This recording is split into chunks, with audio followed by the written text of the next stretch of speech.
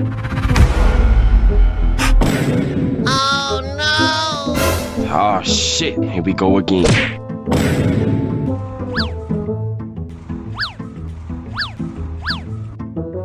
For today's video, dahil nga madumi ng aming computer shop, lilinisan na nga pala ito ni na Daddy. Isa-isa nga palang binablower ang mga computer para matanggal ang mga gabok na to at malinisan na maigi. Nung dumating nga pala sa computer shop si Daddy, marami nga pala naglalaro dito. Kaya ang ginawa niya, ibinalik na nga pala ni Daddy yung mga hinulog nila dito. At para maumpisa na nila yung paglilinis. Lumabas na nga pala sila isa-isa dito. At sabi ni Daddy, bumalik na lang sila pagkatapos maglinis. Inumpisa na nga pala ni Daddy yung paglilinis. At humingi siya ng tulong sa mga player para ang paglilinis niya ay mapabilis. Good job! Isa-isa na nga palang pinagpatong-patong ang mga upuan dyan. At si Daddy naman ay nagwawalis na. Medyo sira-sira na nga pala yung sahig ng computer shop namin. Dahil nga busy ang aking Daddy, ay hindi niya ito magawa. Noong mga nakaraan nga pala, tuwing 3 araw ito nalilinis. Ngayon, dahil busy na siya, tuwing 3 linggo na niya ito nalilinis. Medyo may kahirapan nga pala ito linisin. Kasi kada isang computer, babaklasin mo muna ito para malinis ang loob. Pagkatapos nga i-blower ang computer, pinupunasan nga pala ni Daddy ito para mawala ang mga gabok. Habang naglilinis nga pala si na Daddy, inip na ang mga player at gustong-gusto na maglaro.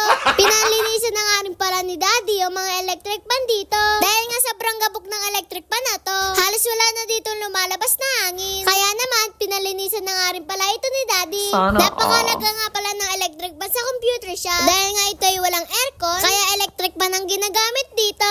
Hindi naman ganun kainit yung computer shop namin. Kasi ang computer shop namin ay nasa ilalim ng puno. Siguro kung may aircon tong computer shop namin, malamang hindi kami kikita dito. Kasi hindi naman gaano kalaki yung kinikita ng computer shop namin. Hindi naman ganun kalaki ang kuryente namin sa computer shop. Pero dahil nga magkakatabi ang aming business, medyo malaki ang binabayaran namin sa kuryente. Pumunta na nga rin pala sila mami sa Meralco dito para magbayad ng bill ng aming mga negosyo. Bago nga pala sila nagpunta ng Meralco dyan, si mami nga pala muna ay nag-withdraw sa bangko. At dito rin sa bangko na ito, dito nga rin pala pumapasok ang sahod ko kay Meta. Hindi nga pala ako kasama ng mga time na yan. Kasi nga nung araw na yan, ay may dance workshop ako. Bago nga pala nangyari yan, nag-harvest na nga pala dyan si na Daddy. At dahil nga bakasyon ngayon, ay medyo kukonti ang mga laman. Paano masabi? Siguro nga kaya kukonti ang laman nito. Ang mga bata kasi ay walang baon. Kasi doon siguro sila nakuha ng panlaro. Kaya ngayon ay kukonti lang ang laman nito. Binuhat na nga pala ni Daddy yung nakuha nilang barya. At dito pumasok na nga isa-isa yung mga manlalaro. Talagang naghintay nga pala yung mga player namin dyan. At kahit nga sobrang tagal ni na Daddy maglinis, yung mga player na to ay hindi na inip. At dahil nga nag-harvest si Daddy, nagbigay nga pala siya ng konting ayuda dito para ang mga player namin ay matuwa.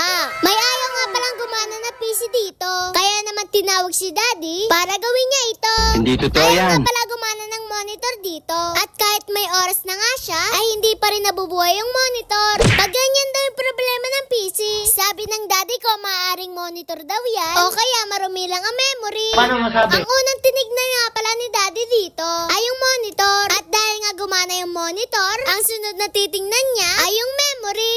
Binaklas na nga pala ni Daddy yung salamin ng CPU at tinanggal niya yung dalawang memory at binura niya nga pala ito ng pambura.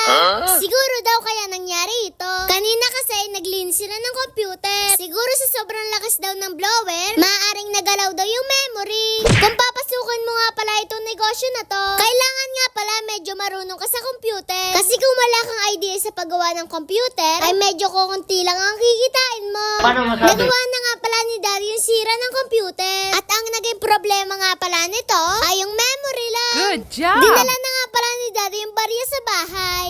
Guys, parang nga ang onti ngayon ng na-harvest ni Daddy. Kasi bakasyon ngayon, baka hindi sila nabibigyan ng pera. Ibubunan natin para mabilang na natin.